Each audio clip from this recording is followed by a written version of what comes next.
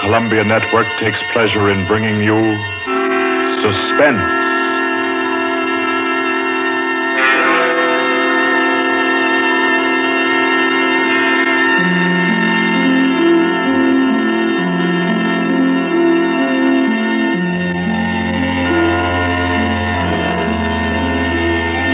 Suspense, Columbia's play theater of outstanding thrillers, produced and directed by William Spear and scored by Bernard Herrmann. The notable melodramas from fiction and stage and screen, from the world's great literature of entertaining excitement, presented each week to bring you to the edge of your chair, to keep you in suspense.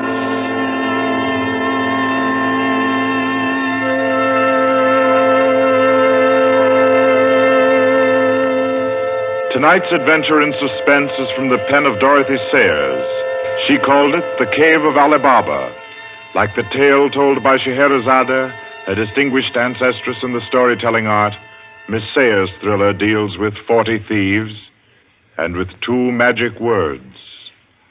For your uneasy listening, then, Suspense presents The Cave of Ali Baba.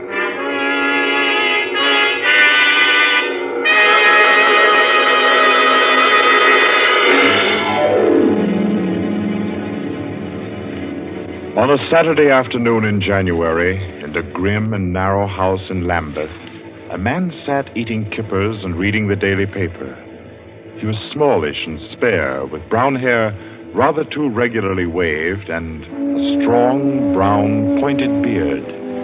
His double-breasted navy blue suit, his socks, tie, and handkerchief were all scrupulously matched, and his brown boots just a trifle too highly polished. He did not look a gentleman, not even a gentleman's gentleman. Yet there was something about his appearance which suggested that he was accustomed to the manner of life in good families. A superior butler, perhaps, yet not old enough to be retired. A footman who had come into a legacy, yes.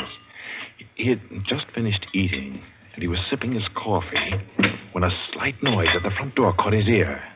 Swiftly, too swiftly for a quiet little man sitting eating kippers and reading his paper on a Saturday afternoon, he sprang up. He dashed through the small hallway and he flung the door open. Of course, no one in sight.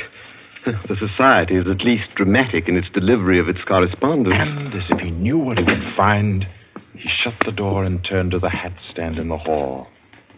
An envelope had been placed there. It was addressed to Joseph Rogers. So Mr. Rogers opened the note. Number 21. An extraordinary general meeting will be held tonight at the house of number 1 at 11:30. You will be absent at your peril. The word is finality. Finality. Yes, I think so.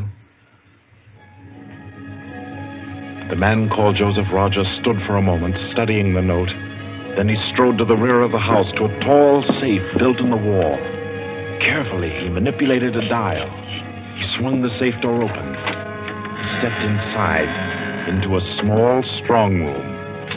He opened a drawer marked Correspondence, placed the note inside, and then came out again. A moment to reset the lock for a new combination, and then he went back into the living room. He reached for the telephone. He lifted it from the cradle and then reconsidered. Too dangerous. He hurried upstairs and clambered into an attic. In the furthest corner, he searched for and found a knothole in the woodwork. He pressed it. A concealed trapdoor swung open, and he was in the loft of the adjoining house. He paused before 3 cages, in each of them a carrier pigeon. Carefully, he wrote a note. Slipped it under a pigeon's wing. There you are, my pretty. There, take it easy now. There you go. Fly straight. 4:30. I'll send another pigeon at 5 and the third at 6. I should have my answer by 9:30 at the latest. Oh, I forgot one thing most important. Mr. Rogers moved through the trapdoor, back into the attic of his own house, and once again he stood before the tall safe built in the wall. He opened the door, stepped into the strong room, moved for a moment quietly in the dark, and then spoke gently. Now, be good, my sweetheart. I'm depending on you. Open sesame. Come on now, old thing. Open sesame. Open sesame. Ah, that's better. That's very much better.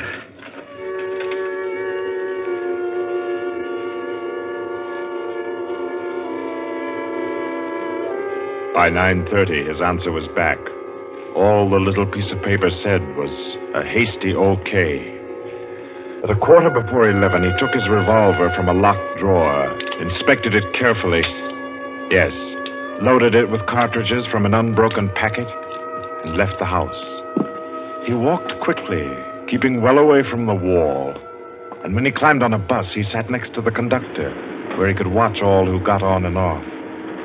By 25 minutes after 11, he was out on lonely Hampstead Heath, pausing in the shadow of a large tree to adjust a black velvet mask on which, in white thread, was stitched the number 21. Then he stepped briskly to the door of the villa that lay before him and...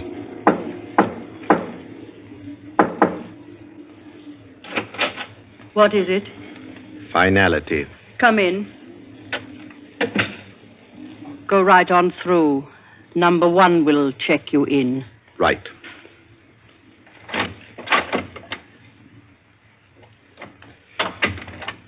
"21, sir.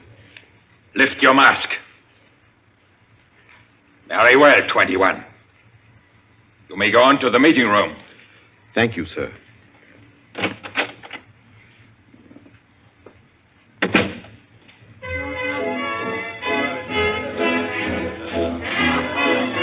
The room of the villa in which Mr. Rogers now stood was a large one, a brilliantly lighted room. There was a gramophone in one corner, blaring out a jazz tune. To its rhythm, couples, masked men and women, were dancing. Some were in evening dress, some in tweeds and jumpers. In another corner of the room was the bar. Mr. Rogers went up to it and asked the masked man in charge for a double whiskey. He consumed it slowly, leaning on the bar. The room filled. Presently, someone moved across to the gramophone and stopped it. Mr. Rogers looked around. Number 1, the massive gentleman in evening dress who had checked him in, appeared on the threshold. A tall woman in black stood beside him. Her mask, embroidered with a white number 2, covered her hair and her face completely. Only her fine bearing, her white arms, and her dark eyes, shining through the eye slits, proclaimed her as a woman of power, of physical attraction. The masked dancers were silent now as number 1 spoke. Ladies and gentlemen, we are short 2 members tonight. I need not inform you of the disastrous failure of our plan for obtaining the plans of the Court Windlesham Heliscoper. Our courageous and devoted friends, number 15 and number 38, were betrayed and taken by the police.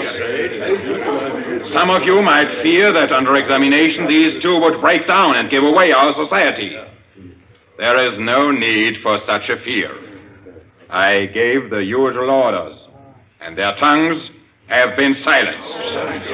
Their defense will be discreetly compensated in the usual manner. I call upon number 12 and 34 to undertake this agreeable task. They will attend me at my office for their instructions after the meeting. Will the numbers I have named kindly signify by raising their hands that they are able and willing to perform this duty? Thank you.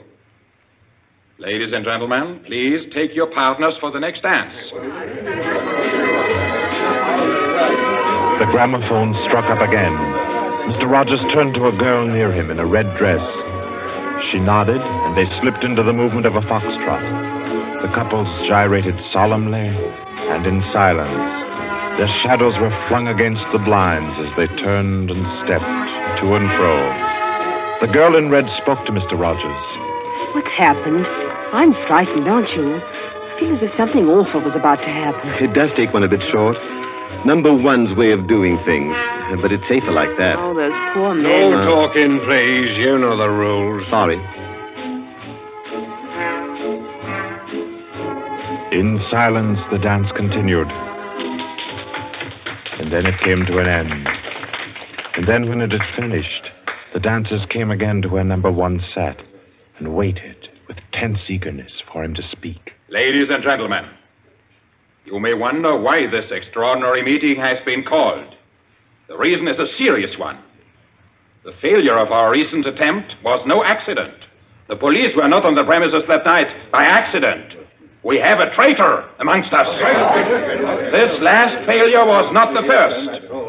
You'll remember the unfortunate way in which the affair of the Dinglewood pearls turned out. And there were others. However, I am happy to say that our minds can now be easy. All these troubles have been traced to their origin.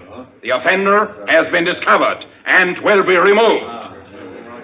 The misguided member who introduced the traitor to our ranks will be placed in a position where his lack of caution will have no further ill effects. There's no cause for alarm. Ladies and gentlemen, please take your partners for the next dance.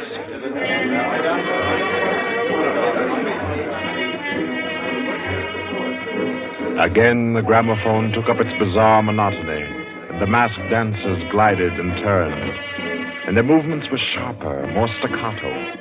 The girl in red was claimed by a tall mask in evening dress. A hand laid on Mr. Rogers' arm made him start. A small, plump woman in a green jumper slipped a cold hand into his. The dance went on.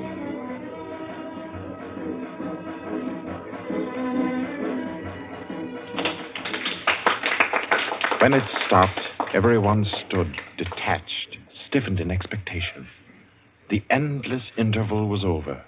Number one raised his voice. Ladies and gentlemen, you will no doubt wish to be relieved of the questions on your mind. I will name the persons involved. Number 37. No! Silence! I swear on never. Silence! You have failed in discretion. You will be dealt with. If you have anything to say in defense of your folly, I'll hear it later. Sit down. Number 37 sank down upon a chair.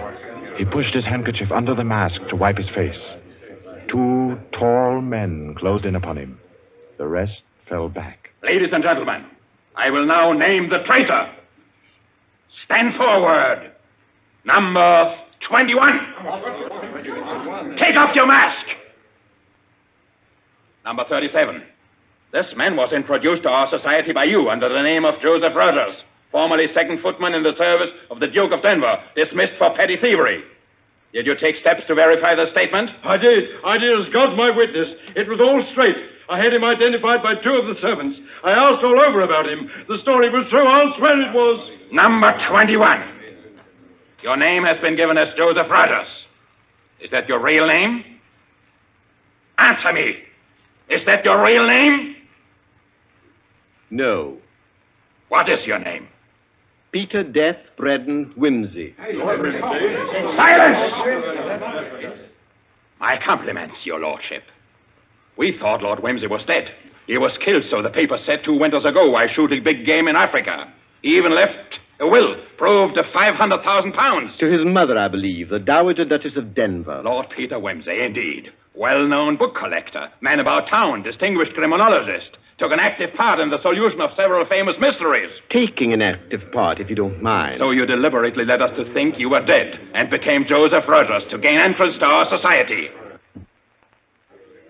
What has become of the real Joseph Rogers? He died abroad. I took his place. And the end of your impersonation to uncover our society? Precisely. I see. The robbery of your own fete, upon which we congratulated ourselves, and which you helped to execute, was arranged. Obviously. The robbery of the Duchess, your mother, was arranged by you. It was. It was a very ugly tiara. No real loss to anybody with decent taste. The burglary of the Winthrop mansion, the theft of the necklace at Covent Garden, the others as well. You arranged them all. All. May I smoke, by the way? You may not. Numbers 15, 22, 39. You have watched the prisoner. Has he made any attempt to communicate with anybody? None. His letters and parcels have been opened. His telephone tapped and his movements followed. Even the water pipes in his house have been under observation for Morse code signals. You're certain? Absolutely. Then we may be sure that he has been alone in this adventure. Well, ladies and gentlemen, please take your... Very well. Take the prisoner away. And be sure you explain carefully to him first the manner of his death. I'm sure he'll enjoy it. Wait, at least you can let me die decently. Take him away. Stop, I have something to say, something to sell. We make no bargains with traitors. No, but listen. Do you think I haven't thought of this? I'm not a fool. I've left a letter. To whom? To the police. If I don't return tomorrow, it'll be opened. It's a bluff. The prisoner sent no letter. He's been strictly watched for months. I left the letter before I came to Lambeth. Then it can't contain no information of any value. Oh, but it does. The combination of my safe. Indeed? Has this man's safe been searched? Yes. What did it contain? No information of importance, sir. An outline of our organization, the name of the house, nothing that can't be altered and covered before morning. And did you investigate the inner compartment of the safe? You hear what he says, did you? He's trying to bluff. There is no inner compartment. I hate to contradict you, but I'm really afraid you must have overlooked it. And what did you say was in the compartment, if it does exist? The names of every member of this society with their addresses, photographs, and fingerprints. How did you say you contrived to get this information? By doing a little detective work on my own. But you've been watched. True, the fingerprints of my watches adorn the first page of the collection. That statement can be proved? Certainly. The name of number 40, for example... Stop! If you mention names here, you will certainly have no hope of mercy. Bring the prisoner to my office. Ladies and gentlemen, take your partners for the next dance. Yes. Well,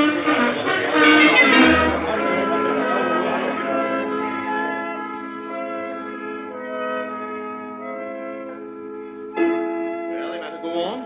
I've proved that I know your gang from number 1 through number 25. Do you want me to prove that I know the others as well? My lord, your story fills me with regret that you are not, in fact, a member of our society. Wit, courage, and industry are valuable in an association like ours. I fear I cannot persuade you. No, I suppose not.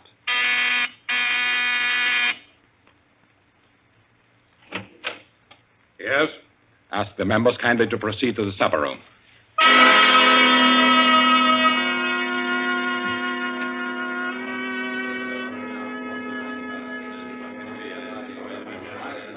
Ladies and gentlemen, I'll not conceal from you the seriousness of the situation.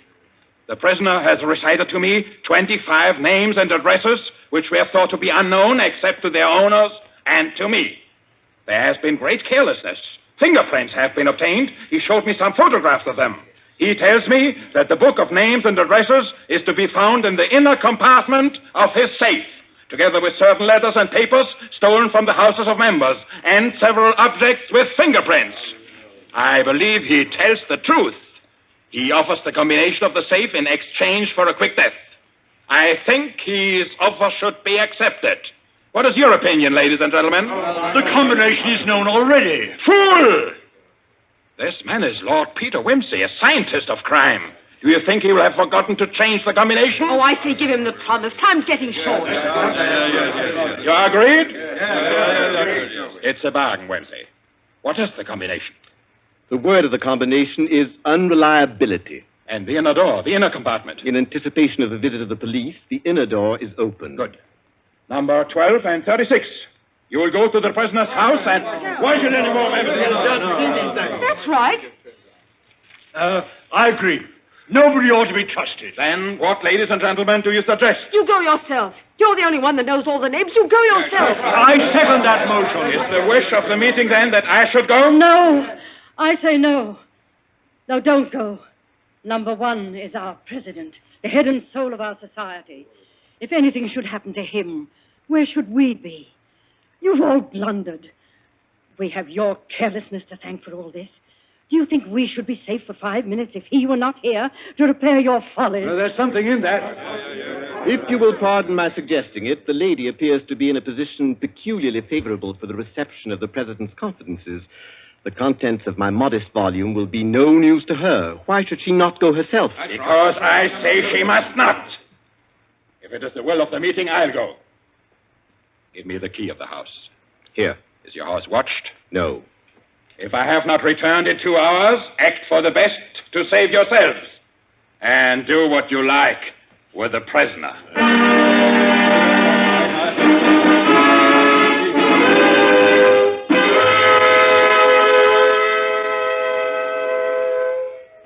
The president has been gone 2 hours. Traitor! What's happened to him? How should I know? Perhaps he's looked after himself and gone while the going was good. Liar! Oh. He'd never do that. What have you done with him? Speak, or I'll make you speak. I can only form a guess, madam. I'm afraid that your president may quite inadvertently have left the door of the inner compartment closed behind him, in which case... Yes? Well, let me explain the mechanism of my safe. The inner compartment has 2 doors. The outermost opens outward with an ordinary key. Oh, do you think that the president is so stupid as to be caught in an obvious trap? Undoubtedly, he will have wedged open that inner door. Undoubtedly, madam. But the sole purpose of that inner door is to appear to be the only one. Hidden behind the hinge of that door is another, a sliding panel, also left open. Inside the compartment is the big, heavy ledger containing all the information about this society. This ledger lies on a steel shelf. Do I make myself clear? Oh, yes, go on. The steel shelf is balanced on a concealed spring. When the weight of the book, the ledger, is lifted, the shelf rises almost imperceptibly, and in rising, it makes an electrical contact. Now, let me draw a picture. Your president steps into the inner compartment, sees the book, takes it up, anxiously to examine to see if it's the right one. The shelf rises, the electrical contact is made, and the steel panel behind him slides into place. He's trapped. You devil! What is the word that opens the inner door? Quick, the word. Do you remember the story of Ali Baba and the 40 Thieves? Uh-huh. Well, when I had this safe constructed, my mind went back, well, call me sentimental if you will, to my childhood. The words that open the door are open sesame. Oh. How long can a man live in this devil's trap of yours? Oh, I should think he might hold out for a few hours if he didn't use up all the oxygen by hammering and yelling. I imagine if we go there at once, we'll be able to get him out all right. I'll go myself. I think you'd better take me with you. Why? Well, I'm the only person who can open the door. But you've given me the word. Yes, you have the word. But this door of mine, I'm rather proud of it. You know, it's my own invention. It's the latest thing. It will open to the words open sesame, all right. But to my voice only. Your voice? I'll choke your voice from my hands. What do you mean, your voice only? Don't clutch my throat like that. You'll wreck my voice, and then the door might not recognize it. Ah, there, that's better. The door got stuck for a week once, and when I had a cold. Is what he says true? Is it possible? Perfectly possible, madam. It'll have a microphone arrangement. Could be done also with light vibrations. We must let him go. Take the ropes off him. Let him go, nothing. He doesn't go to blab to the police. The president's done in, that's all. And we'd all better make traps while we can. It's all up, boys. Right. Chuck this fella down the cellar and fasten him in. I'll go and destroy the ledgers. 32, you know where the switch is. Give us a quarter of an hour to clear, then you can blow the place to glory. No, you can't leave one to die. He's your president, your leader. I won't let it happen. I won't. I'll free this man myself. Here, none of that now. Let me go. Let go of me. Think, Lobster, think. It'll be light in an hour or two. The police may be here at any moment. Police? Oh, yes. Yes, you're right. No, we mustn't imperil the safety of all for just one man. He himself would not wish it. Throw this man in the cellar and let's get out of here while there's time.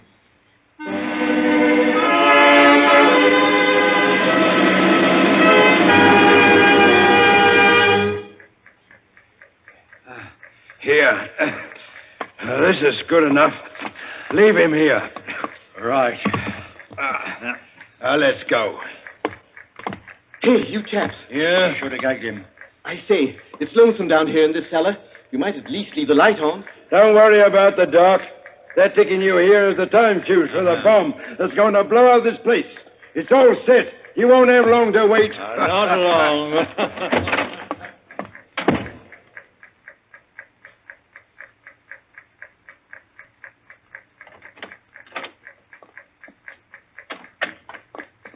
Who is it? Who's there? Hold still, so I can cut the ropes. Well, if it isn't two. My compliments, madam, on your loyalty to your president. Quick. They've set the time fuse. The house is mine. Follow me as fast as you can. Number one must be saved. And only you can do it. Well, how did you manage to... There's no time for questions. Get up and follow me. You will release him. You promise. I promise. But I warn you, madam, that this house is surrounded. When my safe door closed, it gave a signal to Scotland Yard. All the members of the society had taken. Never mind them. Here, outside. Quick. All right, who's there? Is that you, Inspector? Get your fellows away, quick. The house is going up in a minute.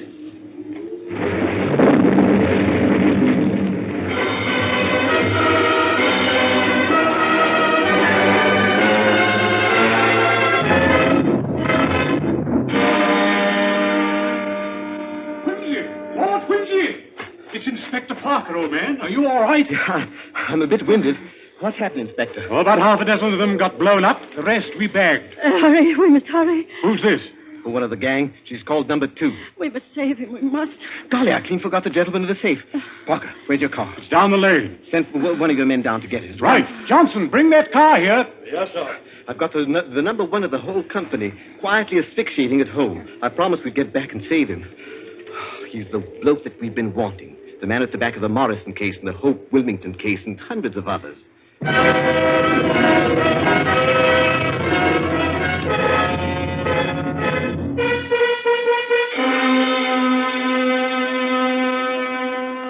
Is this it? Quite a contraption. Yes, I only hope he hasn't upset the adjustment by thumping at it. Oh, please, hurry. I hope you haven't hurt my voice. You sound all right. If I can only be conversational. Come on, old thing. Show us your paces. Open sesame. Open sesame. Confound you. Open sesame. Open sesame.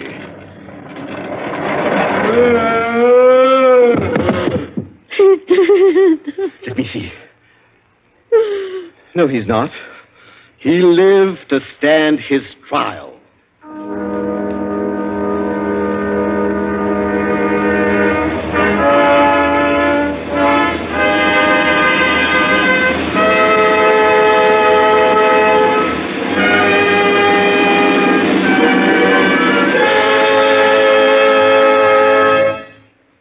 And so, all's right with the world, as it always is when Lord Peter Wimsey is involved.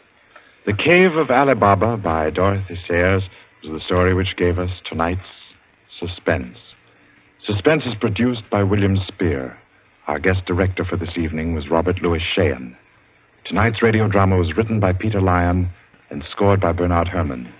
Romney Brent was Peter Wimsey, William Moulton played number 1, and Ira Gerald, the lady in the case.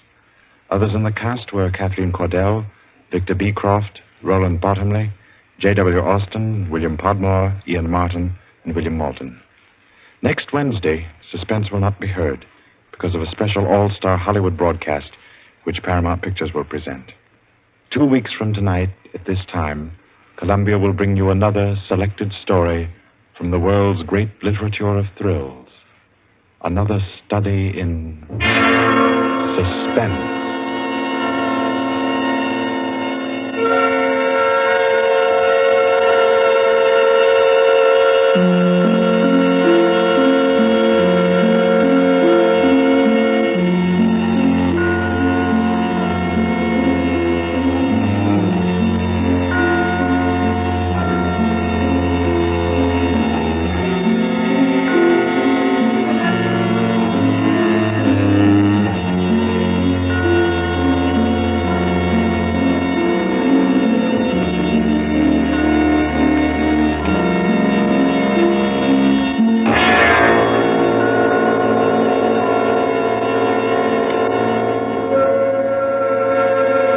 This is Barry Kroger, and This is the Columbia Broadcasting System.